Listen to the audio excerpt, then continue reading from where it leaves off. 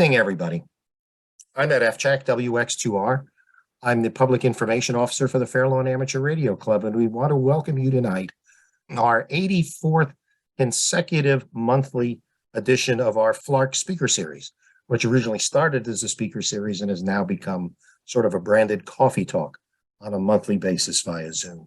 Over the years, we've had close to 100 speakers over these 84 months, and we're pleased to welcome back tonight Rhea Jiram, N2RJ. As has been our tradition on the December programs, is that we've always tried to feature someone from the league to talk about what's going on in Newington, what we can expect, obviously sort of the future for ourselves in amateur radio regarding legislation and operations and everything else that the ARRL does. So a little bit here, just in terms of getting started, I'd like to turn the program over to Dave Corsello, KD2JIP, who is our newly elected president of FLARC. So without further ado, over to you, Dave, KD2JIP, WX. Thanks, Ed.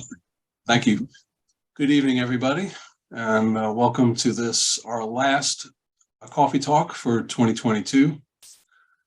Tonight, our main speaker is an individual who is a tremendous asset to FLARC, to the league, and to ham radio in general. We're privileged to have Rhea come speak with us tonight. With her is her sidekick, who's near and dear to our hearts as FLARC members. So I'm looking forward to all that they both have to say tonight. And with that, Ed, back to you. Yeah, just back over to me. This is as much as a division presentation as it is a club presentation. So a little bit about us. We're the Fairlawn Amateur Radio Club. We're located just west of New York City in Fairlawn. We're a rapidly growing club, a little over 180 members. We're fortunate enough in being sponsored by the Borough of Fairlawn. If you don't know anything about us, we have 5 operating positions, and we meet every Friday night, except for coffee talk nights, at 6 o'clock, at the Recreation Center, which is located in Fairlawn. So we also meet on Tuesdays and also, during contest weekends and everything else. Check out our website at FairlawnARC.org. We also have a YouTube channel for Fairlawn Amateur Radio Club and also a Twitter feed. See, on our YouTube channel, you can recapture and relive all of our coffee talks and speaker series going back these past 84 months. In terms of upcoming programs in our speaker series, in January, we're pleased to have James Gallo, KB2FMH, club member, who recently was part of the K7K DXpedition to the Aleutian Islands. And he's also going to be sort of the back office operation in terms of the upcoming Bouvet DXpedition. He's going to be talking in January about what it takes to produce a DXpedition. So that'll be upcoming in January. So without further ado, let me turn the program over to Rhea Jiram, N2RJ. Rhea is no stranger to FLARC, as she's been a presenter here on a number of occasions, and we're fortunate enough to have her as well as a club member. She's been licensed since 1997 in Trinidad and Tobago and in the U.S. since 2001. She became interested when she was 5 years old from her dad at SWL and learned about amateur radio from a teacher, Mr. Tony Lee Mack, 9Y4AL. Rhea is active in contesting, DXing, DMR, DSTAR, and Digital Week signal modes. To her name are several DXing contest awards, including 9-band DXCC and the DXCC challenge. She's been the Hudson Division Director since 2019. She's an alumnus of the NYU Tandon School of Engineering, where she obtained her BSE degree. She has an active podcast and a YouTube channel. I hope you've caught it. And she works very, very hard in terms of mentoring new and not so new hams on her YouTube channel and keeping you up to date with what's going on in amateur radio. Without further ado, let me turn the program over to Rhea, N2RJ. This is WX2R. Okay. Tonight would not be a lesson in Latin grammar because I'm an alum now. But anyway, so tonight I'll be talking to you about the ARRL. And I'm going to be talking to, first of all, I have another FLARC member who is vice director of the Hudson Division, and he's no stranger to you guys. And that would be Nomar NP48. So I want to introduce him because he is he's the new vice director. As you know, Bill Hudzik, W2UDT, he was the vice director for a good while. He stayed on after I came on, and a real joy working with him. We don't know what's in store for us in life, And unfortunately, Bill got diagnosed with an illness, and eventually his health issues basically made it very difficult for him to do his duties, and he made his own decision. I was very sad to see him retire as a vice director, and we recently honored him at the NJDXA. We gave him a plaque, and we have a brick at headquarters too for him, and we gave him the little lucite replica. Okay, but anyway, I just want to bring Nomar on just to say a few words about his experience as vice director, and then I could take the rest of the program talking about all of the league's initiatives and probably what's in store. Okay, good evening, Ria. Thank you for the opportunity. Good evening to everyone else in the meeting tonight, in the coffee talk. It's a pleasure to be here, as we've been for a while, but at this now in my other capacity, working with Ria for our Hudson division. I really appreciate the opportunity that she allowed me to work with her. I know how committed she is, not only in our division, but also for amateur radio in general. And I also am learning a lot with her. It's an opportunity that means a lot to me. I have no intention of getting into those big shoes that Bill, throughout the years, left, and that commitment that has with amateur radio. But we're here to do as much as we can. We love the hobby. It's basically the hobby that I've maintained for the past 44 years, and hopefully I'll do another 44 years. Just so that you know, with Ria, our division is in great hands. I'm looking forward to continue learning with her and working for our division, working for ham radio. And wherever I go, I always have Lark very close to me as well. It's a pleasure. Ria, thank you very much. Back to you, and I'll be here. All right, and Nomar is very modest, and there's a reason I selected him, because he is a very hard worker, as you all know, and he has basically been, I've watched all the things he's been doing for FLARC and all the things he's been doing for his other social causes, I guess the Masons and such like that, and the other things he does, and also his experience, his professional experience in media. And I'm like, I want this guy to work with me. So I think when he said he might be interested, I kind of just threw out the lasso and pulled him in. Okay, so all right, let's talk league. I'm going to start from the top, and I'm going to tell you a little bit about what's going on. I'm not going to do death by PowerPoint because I think that's played, but let me give you a few of the highlights, and then I'll deep dive into a few things. So there's been a number of staff changes at the ARRL. We've had last year, in 2021, they hired a new education and learning manager, Steve Goodgame, K5ATA.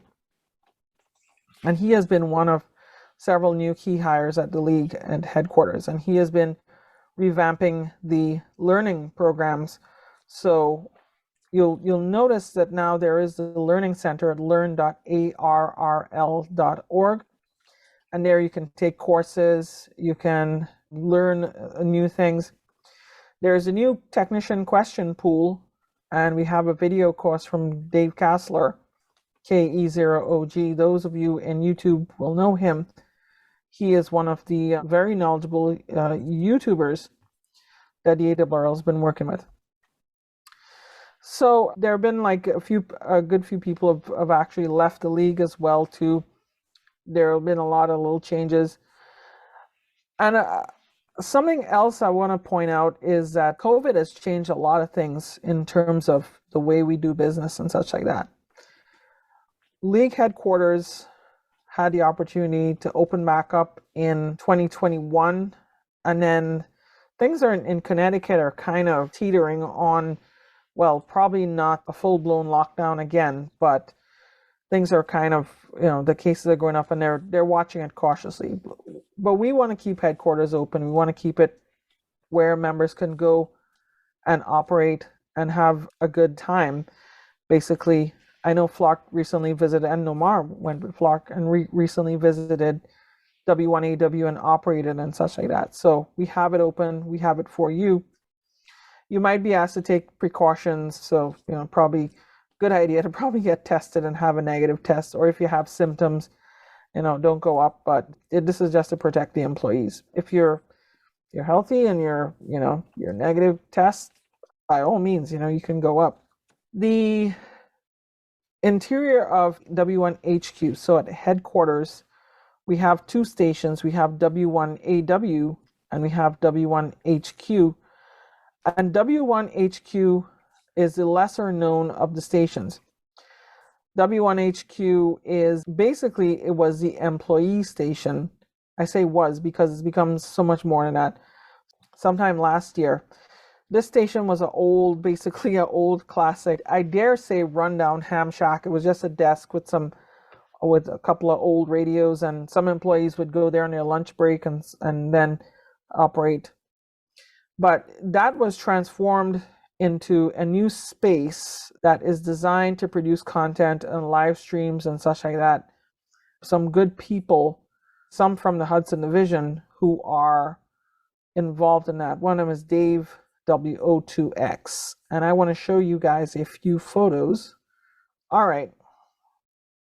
So you notice this looks like a spaceship. Doesn't look like a ham station. This looks like a spaceship here. That's with good reason. We use something called Node-RED. A lot of people probably are not familiar with Node-RED, but a lot of people probably are. Node-RED basically is a visual programming language and has been used by hams to automate the station. So we had a Node-RED set up here, and Dave WO2X, he did a lot of work on this, and they brought in some flex radios and also ICOM radios too. Here you see a panoramic view of the station. You have Minster here. You have the treasurer who left, Rick Niswander, K7GM. And then you have equipment in racks here. You have a rack full of ICOM equipment. And you see, I believe that's an ICOM PW1. And you have an ICOM, probably one of the HF and VHF sets. And here we have another shot of it. They have that. The plan is to do satellite communication. So you see the azimuth and elevation rotator here. You have Dave summoning the ghost of Hiram Percy Maxim to drive the evil spirits out of the league. But no, he's just there showing us. And you have Fred Hopengarten, K1VR there as well. More shots of the equipment, the flex radio there. And we open a cabinet and we see here, we have a flex that looks familiar to what Fairlawn has. I think it's a 6600, if I'm not sure. And you have the Power Genius amplifier below there. Closer look, no, it's a 6400. Well, they all look alike. So you have a set of switching. They did refurbishment on the antennas too. You had KC1XX come and do work on the antennas. Then you have me there with the Awkward Pros. Show the PGXL amplifier. More shots. And here's what it looks like. So this is going to be used for developing video content and training and such like that. And it's going to be also used to develop content for the Teachers Institute, which I believe is well on its way to expansion. Okay, so that is one big thing. I show that as a major project because one of the big things that's been happening at the league. The Learning Center, let me give you guys a refresher on that because it's a pretty big project here. And if you go to learn.ARRL.org, you will see the Learning Center. You can log in here. And you'll see here when this stops spinning, you'll see courses here for every interest level. You will see the entry level. Yeah, you'll see things like understanding basic antennas, amateur radio license course with Dave Kassler, digital multimeters, all sorts of things. And of course, emergency communications, because that's something important that we do. You have the ARRL EC courses. And by the way, the EC01, I believe, is free for everyone. You don't have to be an ARRL member to take that. All right, so there's a lot of stuff. And you have, some of these are done with famous YouTubers. You have Mike Cade, MRD. You see him. You also have, who else? Adam Kimmerly, K6ARK, who's the Summits on the Air guy. So Mike is the POTA guy and Adam is the SOTA guy. So they've done that.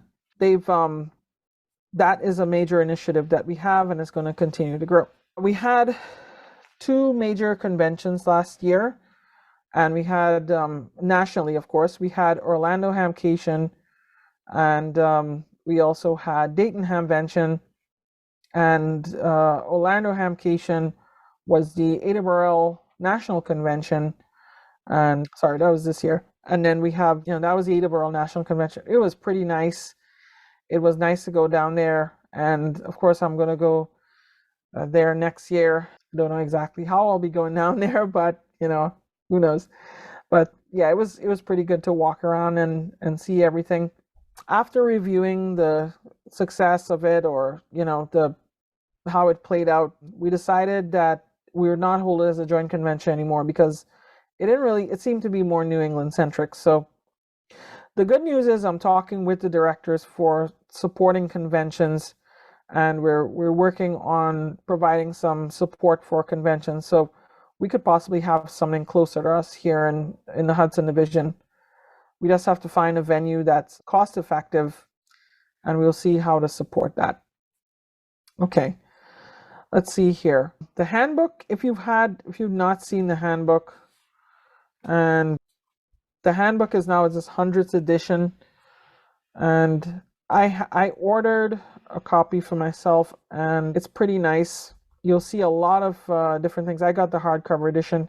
I kind of wish they did like what they did for Centennial, which is where they had it personalized, but I mean, it is what it is. I know Centennial, you could have gotten it with the personalization with your name and call sign. But here you see things like, you see here, this is Tom Gaines, I believe here, satellites and such like that, and different technical stuff you've learned to know and love. That's in the handbook.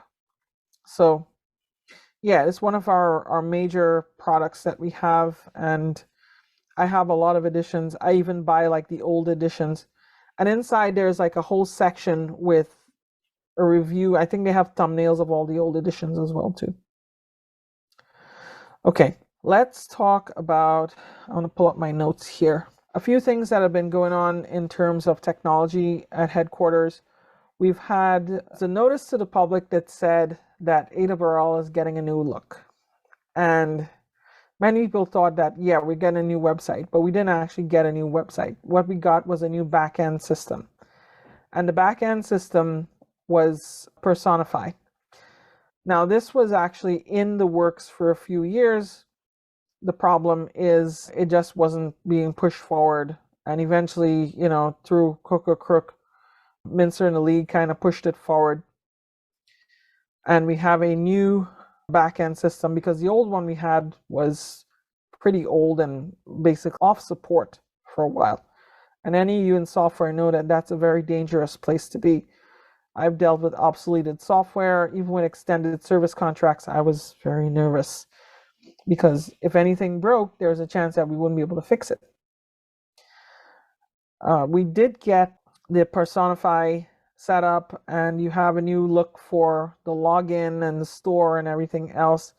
There's still bugs to be worked out, so hopefully they do get worked out. That was the explanation for the website being down for like almost a week, and they had to basically do the back-end programming.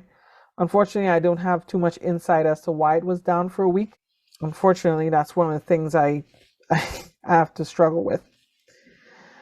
There is a new director of IT, by the way, Steve Berry. He's a ham. I forgot his call sign, but he's a new director of IT. He works at the league. He comes down there, and he's been doing a lot of things. So hopefully that should work out. Other technology stuff. We don't have elections in this division this year, but starting this year, we actually had our elections conducted electronically, and I was a part of that. I went out to a company in Long Island called ES&S, Elections Services and Solutions. since a lot of my background is security, and those who know what I do for a living, I do a lot of security, offense, and defense too. So I did a thorough audit of their whole IT security and their process and such like that, and it was pretty good. So we made a good decision to go with them for electronic balloting. The contested election we had this year was the Southeastern Division, and the Southeastern Division was basically like Florida, Georgia, Alabama. And we had, that one was a contested election, and we had a good turnout actually. So it was good. How it's going to work in the future is that if there's a contested election, for now, for the next cycle, you're going to get a paper ballot with instructions to vote electronically if you wish. And then what's going to happen is that you could request to be opted out of a paper ballot, and you could vote electronically. By not printing paper ballots, we save paper and we save some money as well too. So it's something to consider. The electronic votes are very secure. There's a very secure chain of custody. For those of you in New Jersey, they're actually, I know the company ADP, which was founded by former Senator Frank Lautenberg, they basically have their roots in ADP. So familiar with the company, and I knew that their processes are good. That is one thing that we're doing. Okay, we have a new committee for emergency communications and field services, and we're working on some restructuring of the whole field services chain of command and MCOM to make it a little more streamlined. Mike Walters, W8ZY, he has been hired as a new, manager of field services and emergency communications field services. So he's the new field services manager. So he has been working with a lot of these section managers, and the section managers have been having monthly meetings. I've attended a few of them. They basically get everything organized, and it's a little more structured now, which is good. Also, we hired Josh Johnson, K5MHV. He has had some background in public safety in Arkansas, and he took a move up to Connecticut, and he is handling all of our emergency communications. So he's the emergency management director. Remember, years ago, we had Mike Corey. He left, and he's no longer with the league. For a while, we needed to fill that spot. We filled it with one person, and then that person ended up having some health issues, and then he ended up leaving. So we got Josh Johnson, and he's actually pretty good. Club grants. We've had the club grant program, which was funded by ARRDC. So those who don't know who ARRDC is an organization that they initially, back in the early days of the internet, they actually got a whole block of IP addresses. So if you don't know what an IP address is, basically it's a number. It's kind of like your phone number on the internet, right? For servers and devices and such like that. It became very scarce as pretty much everything has an IP address now. My cell phone has one, my car has one, car has probably a few. Your fridge might have one eventually, and other things have one. They became very scarce. And of course, who other than Jeff Bezos and Amazon ended up needing IP addresses because they own a lot of infrastructure for servers. They own something called Amazon Web Services, AWS. They bought out IP addresses for, I believe it was a little over $100 million. They paid ARRDC, who had these IP addresses, $100 million, and now they have that pot of money, which they've invested and using it for philanthropy. One of the things that they've done is they've given ARRL some money to do club grants. And I know Fairlawn has actually applied for a club grant. I did not evaluate that grant due to me being a member, so I wanted to avoid a conflict of interest. So I raised that and I told them, and they basically reassigned that to somebody else. I don't know if it was successful or not, I can't remember, but I do know a lot of clubs receive money, and there's tranche 2 going on with other clubs, which I'm actually working with the ARRL Foundation to get resolved. ARDC has been funding a lot of things, by the way, and they have actually started to fund a lot of scholarships. They do scholarships with the ARRL Foundation.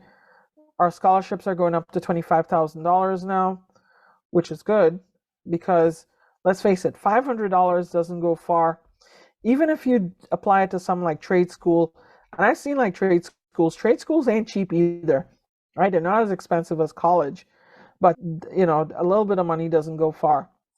So having this big pot of money for basically the future generations to get to pay for their educational expenses is good. We have a few job openings. Some are being filled. Probably a new person that's going to be handling social media soon at the ARRL and doing videos. I believe they're going to start sometime in January. Let me give another update on an important topic, which is legislation. So things have been kind of quiet on that front. I know some people are concerned, but I'll tell you there's a lot going on, and I've been talking with the Legislative Advocacy Committee a lot about what we've been doing.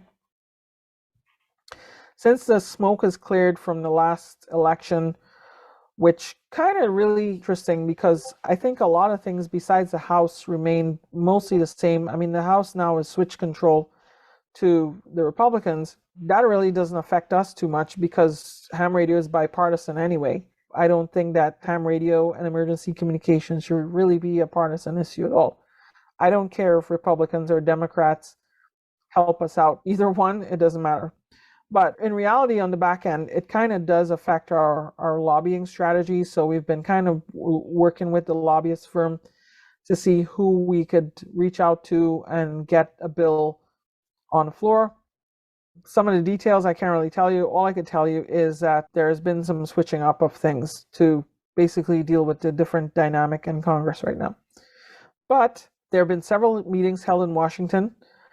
We don't put big press releases about them because we really don't want to basically have something out there, even though this video is going to be out there, but we don't really want to make a big splash. We want to basically see how best we could work this out.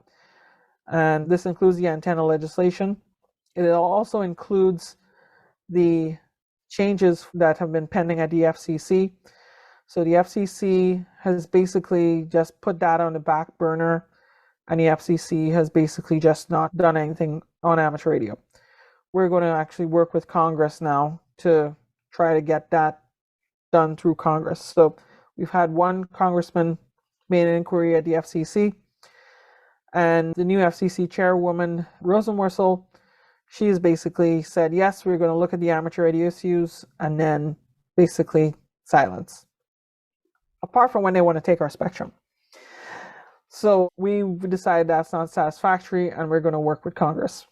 And because we're going to work with Congress, we have to meet with lobbyists and such like that, and we also have to meet with congressmen. So the Legislative Advocacy Committee, they've been having several meetings on that. So hopefully we could get this through, and hopefully we could get some action on those long-standing FCC issues. Another issue we've been looking at are the Forest Service fees. So the Forest Service wanted to charge a lot of money. We're talking thousands to about 140 something amateur radio repeater sites held on Forest Service property.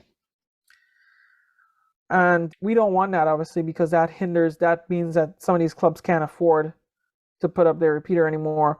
And not for nothing, Smokey the Bear talks about preventing wildfires, but wildfires happen anyway. And sometimes you need amateur radio to help out, because first responders, they're busy, they're saturated, and ham radio with its volunteers could do things like spotting wildfires with cameras and such like that, and relaying information. This really doesn't affect us too much out on the East Coast, but I think that generally, we should support this effort as well, because it basically is something that if we don't attend to it now, it could probably spread to other things.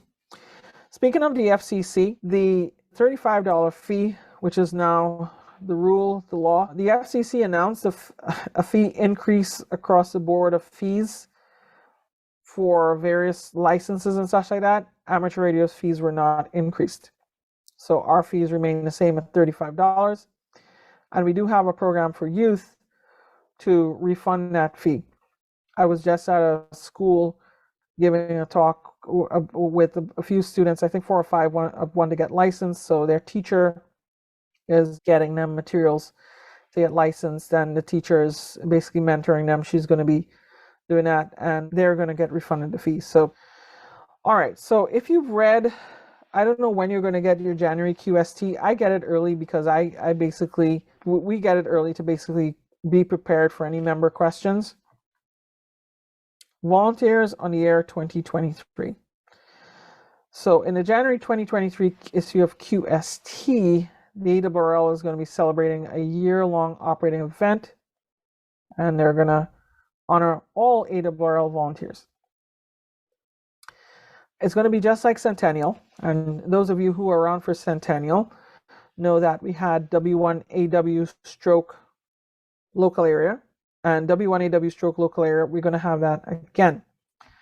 So we've reached out to a few clubs to help with that. I know last time we reached out to contest clubs, but I've suggested to Bart W9JJ, who is doing the on-the-ground organizing of this, that we reach out to general interest clubs who have a track record with special events. So I did suggest Fairlawn as a club, so hopefully he reaches out to Fairlawn. In New York, I suggested Great South Bay, and upstate New York, I believe Hudson Valley contesters and DXers is probably going to be contacted as well.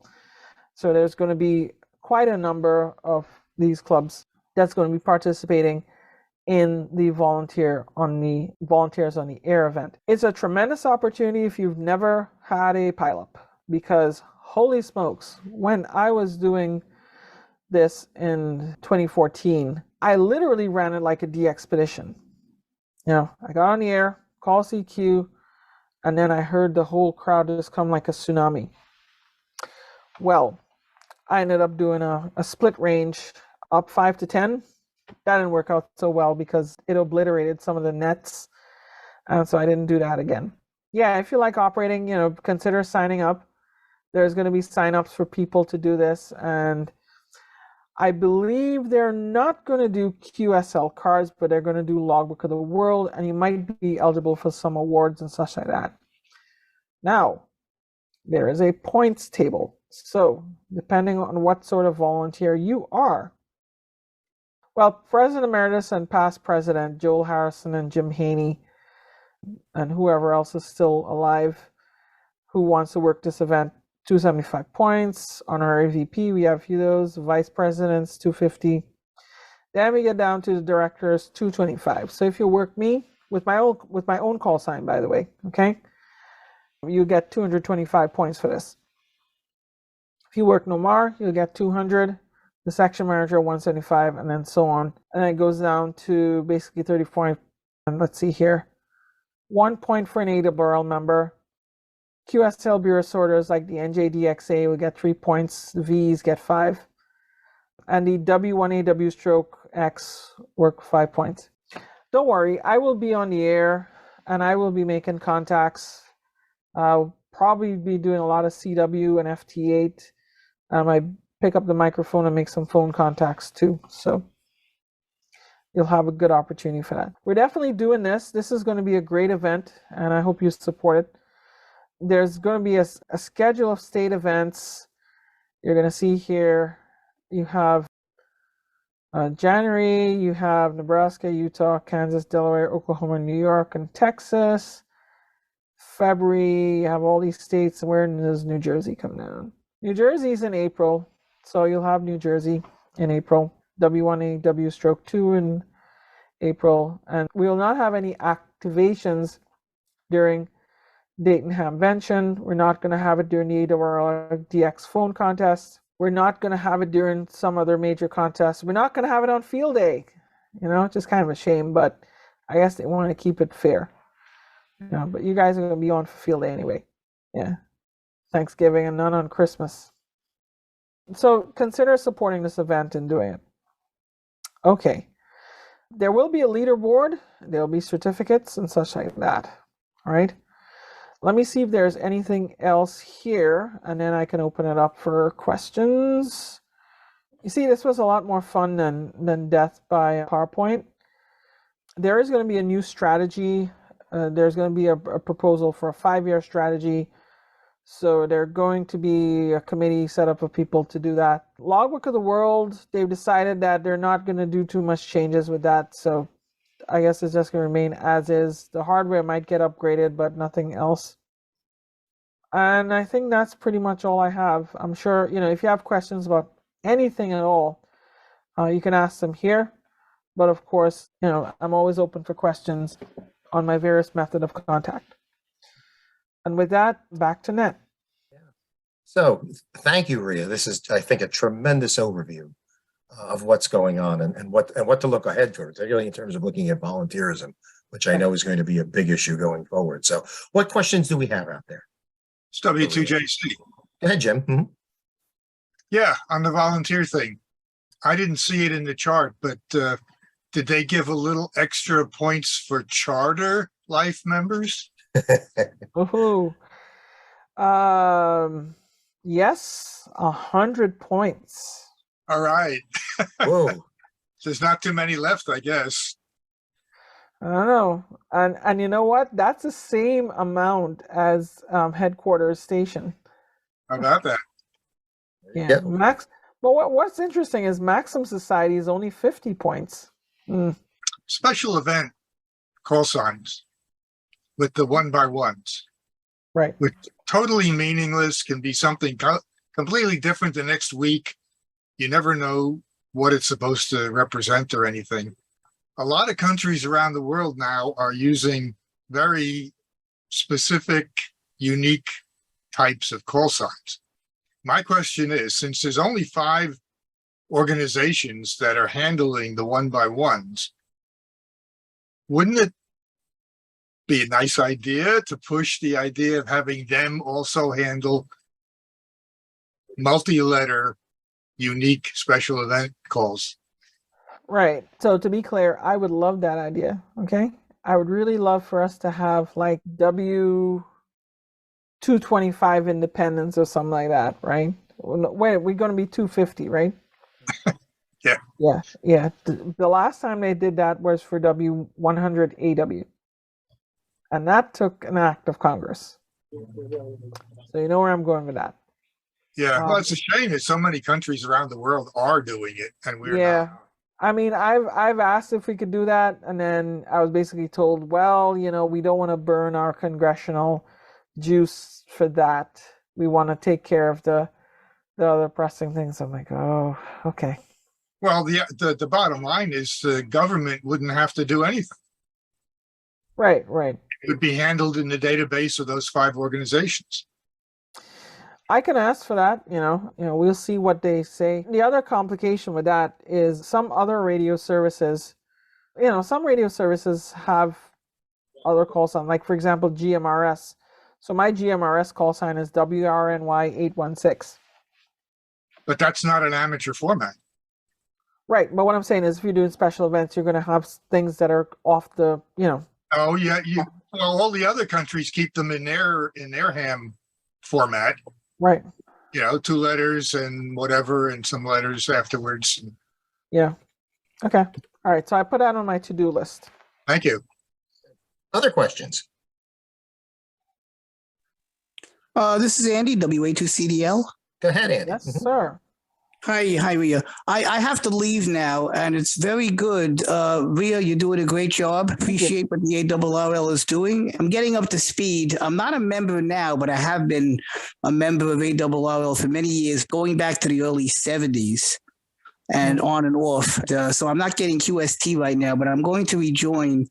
And I want to say just the things that the league is doing to enhance amateur radio and all the events is a great thing. I just want to thank the league for doing that. And I know about the FCC and how they don't really want to get too involved at this point. I just want to mention, because I have the floor right now. I'm interested. I know you and I spoke about maybe having some technical sessions on radio repair, since that's what I do on the side, and maybe we could speak about that at some other time. So I just wanted to mention that, since I have you online, and if you're interested, I could do something for for your club to a Zoom meeting, and we can set that up. So I just thought I'd say that at this time. Okay, back to you. Thank you. Well, yeah, so you could definitely reach out to Ed, and he could probably set you up with that if he's interested, you know. Sure. Yeah. Follow up on that. Perfect. That'll be Other a questions? good coffee talk. Other I have a questions? question. Sure. Dave? I probably shouldn't ask this while the league is still deliberating over tranche 2 grant process, but will there be a tranche 3? Can you answer that at this point?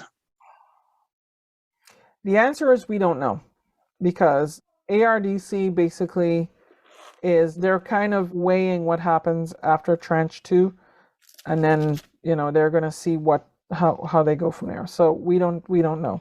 Okay, thanks. They're basically, you know, they want to see how the grants have worked to transform clubs, and we'll see how it goes. Mhm. Hello, yeah, hi, this is Lee, KD2 DRS. Yes. Right along Dave's point there, I think November 4th, right, was the date for the second tranche. Do you know when they're going to make the decision on those? Or are they going to do this? So we're still scoring them. We want to have them done possibly soon, probably for the end of the year. But I still have a pile of them I'm going through. Okay, thank you. Yeah. Other questions? Rhea, I have one. Okay, going back to Sussex, okay, and the forum that you and Dave, NA2AA, did. Dave mentioned about the need and the desire in terms of looking at growing membership in the next year, in terms of looking ahead, in terms of maybe the next budget. Okay, you know, what are some of the plans in terms of just, you know, growing an outreach for ARRL membership?